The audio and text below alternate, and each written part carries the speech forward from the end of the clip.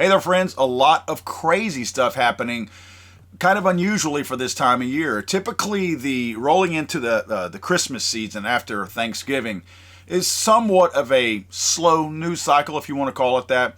Congress, obviously, they've mailed it in by now. They're not doing anything, even though they run their mouths a little bit.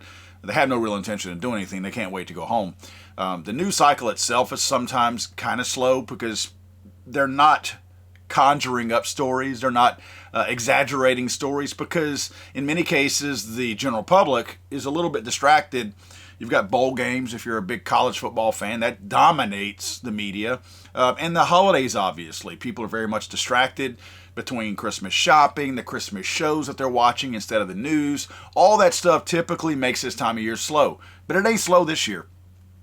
The thing that is a little perplexing to me is it's one of those what's happening with the left hand while the right hand is doing something crazy, because you're watching that right hand and the left hand is by all means doing something. And right now I think we're seeing a little bit of that.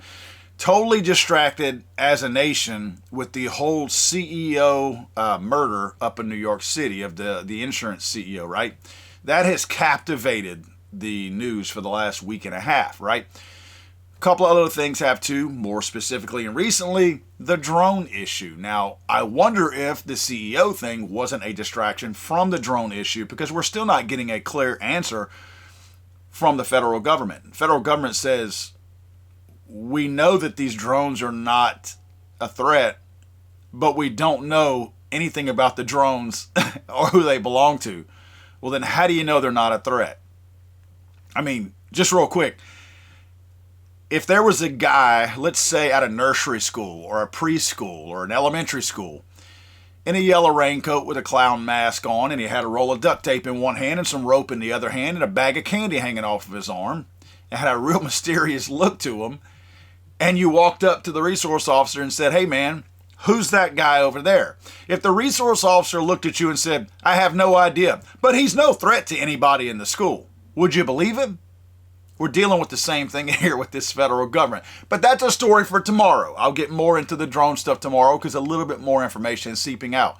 One of the other stories that I find it very strange that you got to dig for. You got to find information on this story that I'm about to talk to you about, because why is something, in my opinion, so big, at least it was rolling into the news cycle, and now we're not wanting to talk about it, which is the 2 assassination attempts that we know of on Donald Trump's life. Look, just because he won the election, I'm not okay with all of that investigation going away. I want to know why it was such a screw up. I want to know who's responsible. We know the Roy Raging Roe is a lot to do with the problem, although he has tried to deflect that quite a bit. But a report just came out, and when I tell you got to dig for it, if it wasn't for a couple of places that I can routinely go to get information that is covered up on the regular, I probably wouldn't know about this either. Oddly enough, the guy Jesse on Fox News, which I rarely watch, in fact, I found this on the internet of all places, talked about this. Check out the accuracy of our overpaid, highly acclaimed Secret Service who were protecting Trump. According to their report, the Secret Service agent who spotted Ryan Ruth in the bushes outside Trump's golf course was only 5 feet away when he opened fire and missed him. Not once, not twice, 6 times. He missed him 6 times from 5 feet. How does a trained agent who passed the firearms test miss a target 5 feet away? That's not all. The report says the Secret Service found out at 2:30 in the morning that Trump would be golfing later that day, but they didn't secure the course, allowing Ruth to camp out for 12 hours before anyone saw him. Meanwhile, Ruth appeared in federal court this morning, and his legal team signaling they're going to go with the insanity defense. How convenient. Ruth's public defender said he has had multiple meetings with a mental health expert while in jail, and the witnesses who saw him before the arrest say he was hallucinating and delusional. Of course. Prosecutors also revealed that Ruth has been doing a lot more writing behind bars than initially reported. Ruth has written nearly 40 letters to news outlets in an attempt to persuade them that he's an honorable guy, but they were intercepted before they reached their targets. We also know that only 17 of the 18 cell phones found in Ruth's possession belong to him. Why does he have 18 cell phones? And wait, he has 17, so Who owns the last phone? And why did Ruth have it? A couple things before I get into the accuracy thing, which is not a huge surprise to all of us, although I wasn't expecting a 100% miss rate, especially at that range. More on that in a minute. The phone issue. What's with these people having the multiple phones? The Crooks kid in Pennsylvania, right? At least 2 phones that he had. What 20-year-old has 2 phones? One of them was not a work phone. He worked as a food preparer at an old folks home, a nursing home.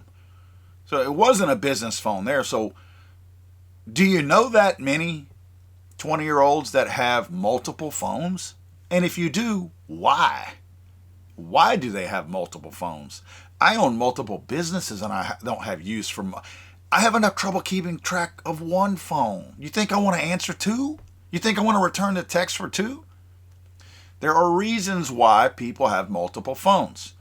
You heard this guy had 18 phones on him. 17 of them were his and 1 wasn't. Really? First question I have is, and this is a fair question, just to be fair to the news reporting and to the fact that this guy had this, were they all active?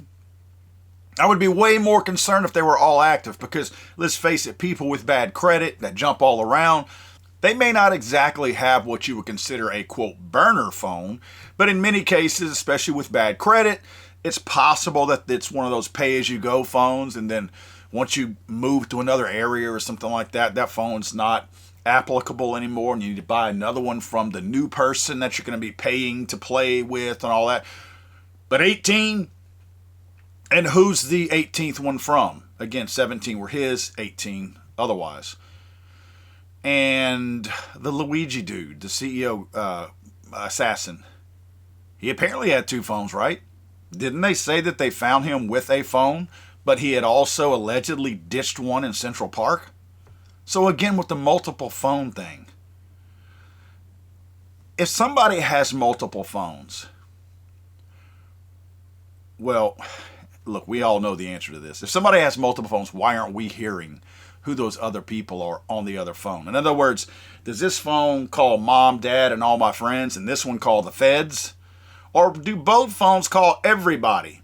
So again, why have 2 phones? There's a reason why somebody would have 2 working phones, if that is in fact the case. It was in Crooks' case, and it appears to be the case in this CEO shooting.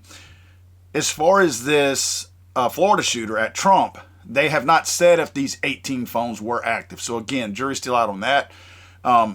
But you see the pattern here. It develops every time. You start to see things that happen every time. And it would be one thing if they all wore jeans or they all had Chuck Taylors on, if they all had a brown belt. Those are the kind of things you're like, whatever, I got a brown belt, whatever.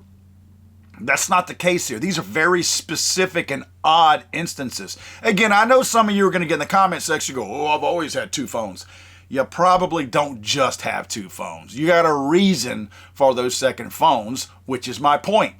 They had reasons for second phones, and nothing that we know about in their lifestyle and the life that they had accomplished up to that point required a second phone. Now, let's talk about the accuracy.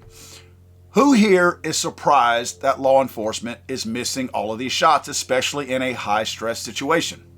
Show of hands if you are shocked that law enforcement are missing a lot of their shots. Me either. I've done stories before on this. This is not an anomaly. This is a known fact. Law enforcement are not good shots. Now, a lot of them are. Your special operations guys that do various functions, your SWAT team guys, those guys get extensive training. I know some of those guys, and I regularly see them on the range, training, trying to practice in a high-stress situation, not just doing static shooting, which is what most of these, almost all of the non-SWAT guys and operational type guys, almost all of them do static training, and that's it. And it's 1 or 2 times a year, 65, 200 rounds, whichever. Again, low stress and very easy shooting. That's how they qualify. When it comes time to actually put that gun to use, most of these guys are not gun guys. Most of your gun guys gravitate towards some kind of a specialty in law enforcement, and they receive additional training there. You know, it's kind of weird, but a lot of them do. They evolve in other areas because they are gun guys. They want to access their gun more. But your regular beat cop, he's not going to access his firearm very often, probably only to qualify, and that's probably the only time he even cleans the thing, right? Let's just be honest here. I mean, this is a statistical fact. This is not my opinion. But I went and looked at the United States Secret Service training because I was just curious what type of firearms training these folks actually got. And when I looked at it, there's very little mention of anything firearm related other than this picture of them in a closed range, an indoor range, looking like they're shooting at maybe 10, 15 yards with their handguns. And it says, agents conduct firearm requalifying at the Rowley Training Center firing range. That doesn't tell me a whole lot, but if you go over here and look at routine law enforcement, which most of these guys in Secret Service do have a background in law enforcement elsewhere, and then they evolve into these Secret Service ranks later on. This is a report that I found, and it's not hard to find. You can find this anywhere online. There's multiple reports that I'm going to show you, but this is a resounding fact about law enforcement not having proper training for their firearms. Again, I'm speaking of your normal beat cop. I'm not speaking of the guys who have additional and specialized training, because there are lots of those. And of course, they are very proficient with their firearms, just like you guys out there who train equally or as much as those guys do. Those specialized areas are just as good a shot as you folks, right? But most of them are not specialized. Ready, aim, fire, the science behind police shooting bystanders. A Saturday incident in Times Square showed yet again that even highly trained police are not always accurate marksmen, which is really weird that they say that, because most of us know better. But there is this perception from people outside of the media and the normal people in the United States that somehow figure law enforcement, because they carry a gun, are some kind of remarkable marksman with that firearm, and that is totally not the case. In fact, just the opposite. According to this story, the average hit rate during gunfights was just 18%. And when suspects did not return fire, in other words, either an unarmed person or somebody who did not shoot back at the at the police officers hit their target 30% of the time. So they hit them 30% of the time if there was no resistance, and if they were getting shot at, they only hit 18% of the time. Another report said researchers analyzed 149 real-life officer-involved shootings recorded over a 15-year period by Dallas PD. In nearly half of those encounters, officers firing at a single suspect delivered, quote, complete inaccuracy. That is, they missed the target entirely. So half of 149 shootings, the officers did not hit anything. Now, granted, whenever there is a shootout, people scatter. Thank God they do. Can you imagine the innocent bystanders being shot by these inaccurate law enforcement officers if they hung around to see what was going on? Thank God they scatter. Another report stated dismal history was the title of it. From the earliest measurements in the 1970s, a wide range of researchers have documented that police departments rarely ever achieve a 50% hit rate. Annual hit rate averages in large departments such as New York City, Chicago, Philadelphia, and Las Vegas, for example, have typically ranged from 22% to 52% over the decades. That's the hit rate. 1 in 5 to 1 in 2. 22% to 52%. That is insane, guys. But if you look at these more specific numbers based on the area, this is the LAPD, you can see what their hit rates are. On average, officers landed 32.4% of their shots. This is the percentage of shots that actually hit their target. Not innocent bystanders, hit the intended target. From 35% in 2014, it got as high as, looks like 42% in 2016, dropped as low down as 25% in 2017, and was back up in 2018 to looks like 33%. That was the LAPD. If you look over here at Dallas, you see some interesting numbers here. The gray area, suspect hit at least once. And if you look at the red area, it says total accuracy. On average, police hit at least once in 54% of incidents, but only 35% of shots fired struck the target. Finally, half the officers failed to hit with any shots, with 40% of the officers, 53 of them, landing 50% or more of the shots. Look at the bullet directly below the chart here. One officer fired 23 times without making a single hit. And I thought it was kind of funny. Right under it says, you can't miss fast enough to win. That's insane. That's an insane rate. Now, we've come to expect that, right? This is not a surprise to us. Again, most of us watching this, we already knew this. But the general public still thinks that the simple carrying of a firearm daily means we got a seasoned guy over here and he's going to hit everything. And we know better. We go to the ranges on weekends, we go in the afternoons, and we see the guys putting in the time. A lot of these departments have really nice ranges, or they lease time on other ranges, but they rarely use them. Again, those specialty guys and the SWAT teams are the ones that you're going to see out there putting in the time behind the trigger. And that's not just pistol work either. I've come upon these guys, even Border Patrol even. I've come upon these guys, and they're doing everything from, obviously, some moving non-static handgun training to shotgun training. Again, moving shotgun training, and of course AR-15 training as well. So I see the departments putting in the work. I know that here in the Southwest Louisiana area, more specifically the Lake Charles Police Department, our mayor, he's a current mayor too. I met with the mayor a couple of years ago on an unrelated topic, and we just happened to be talking about training as well. And these guys were really pushing and talking about going to some kind of a simulator type training and getting away from the dry fire training.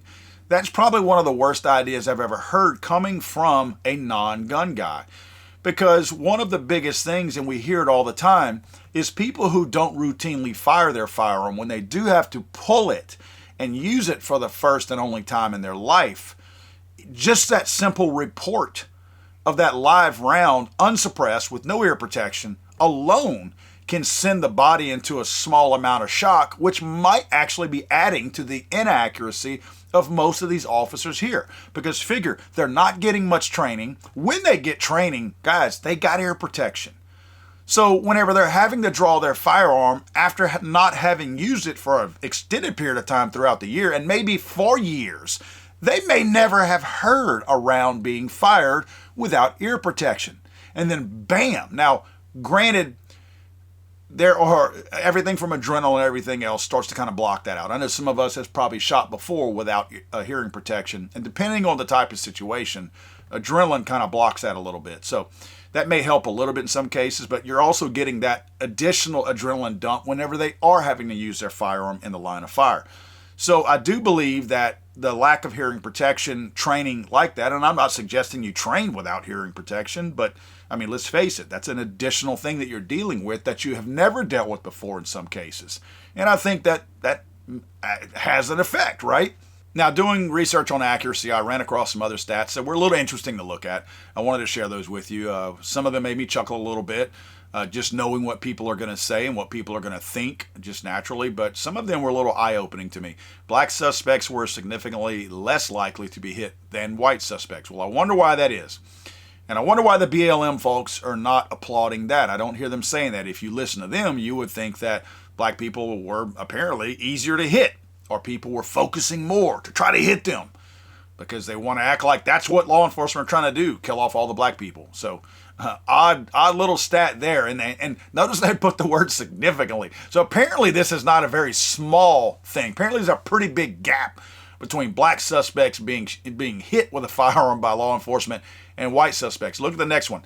Non-white officers were less likely to be accurate. You can draw your own conclusion to that. Incidents that took place during daylight hours were significantly more likely to result in the suspect being hit. The only thing I could say to that is, duh. I mean, yeah, I can see him better. So I was able to shoot him. Last bullet, officers were more accurate when shooting at unarmed suspects.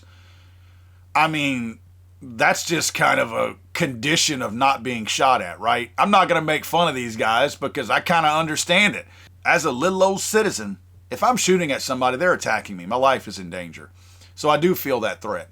I wonder if these guys are really shooting at that many people who are posing no threat to them. And it just gives them comfort to know that they can settle in and get a good grip, push that breath out, take it in, stop it, slowly exhale a little bit as they squeeze that trigger, pop! Hit them at that 52% rate instead of that 22% rate because the guy ain't shooting back at them. Anyway, a lot of questions still. I wonder why the Trump stuff is not being talked about anymore. I wonder why we have to dig so hard to pull in additional information out about that incident, the two incidents actually, and why nobody else is pursuing this. Maybe the Trump administration is waiting until they take over and then they do a better investigation, because we know the current investigation is not going to, but still makes you wonder why we're not hearing anything and why we have to work so hard to get anything out about it. I don't understand the point that you're making. God save the Queen, man. I'm sorry, I thought this was America.